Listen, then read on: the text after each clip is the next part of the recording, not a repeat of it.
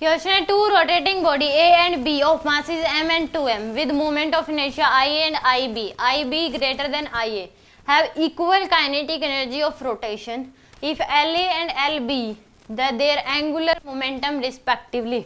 Rotational kinetic energy क्या है दोनों की, इक्वल है, IB ग्रेटर देन IA है।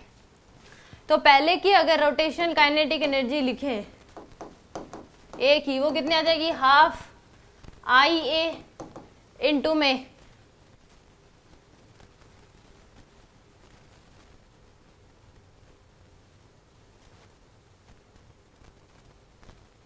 तो इसको लिख सकते हैं, ये क्या होती है, हाफ IA ओमेगा A का स्क्वायर, ऐसा लिख सकते हैं। एंगुलर मोमेंटम क्या होता है, I इंटू ओमेगा होता है। एंगुलर मोमेंटम क्या होता है, I इंटू ओमेगा। तो यहाँ से आ जाएगा हाफ, इसको हम I से मल्टीप्लाई डिवाइड कर दें, IA से मल्टीप्लाई क्या कर दो, डिवाइड, तो ये क्या बन जाएगा, हाफ A ओमेगा A का होल स्क्वायर डिवाइड बाय में IA। तो इसको हम क्या लिख सकते हैं, L लिख सकते हैं, L का स्क्वायर, तो ये हाफ L स्क्वायर बाय में IA और ये LA का ये आ जाएगा। ये तो एक ही रोटेशनल काइनेटिक एनर्जी आ गई एंगुलर मोमेंटम की टर्म में। अगर दूसरे के लिखेंगे वो क्या हो जाएगी, हाफ LB का स्क्वायर डिवाइड बाय में IB। ये आ गया आपके पास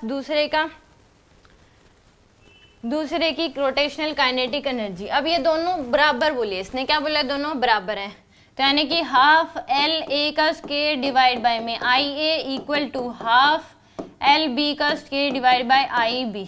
तो हाफ से हाफ कैंसिल, यहाँ से अब हमारे पास क्या आ जाएगा, LA का स्क्वायर बाय में LB का स्क्वायर, ये क्या आ रहा है आपके पास, IA बाय IB के बराबर। यानी कि यहाँ से हम लिख सकते हैं LA बाय LB की जो वैल्यू है वो क्या हो जाएगी, रूट IA बाय IB के बराबर, ऐसा लिख सकते हैं। अब IB जो है वो ग्रेटर देन है IA के, IB is greater than IA है, तो ये क्या आएगा, लेस देन 1 आएगा। क्या आएगा आपके पास, लेस देन 1 आएगी, IA बाय IB की वैल्यू लेस देन क्या आएगी, 1 आएगी।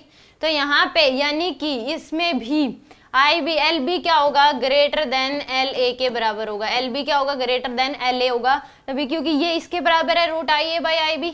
ये IB की वैल्यू IA से ज्यादा है, तो ये लेस देन 1 आ रहा है, तो ये भी क्या आएगा, लेस देन 1 होगा, तभी होगा जब LB की वैल्यू ग्रेटर देन LA होगी। तो C ऑप्शन क्या होगा इस केस में, करेक्ट होगा।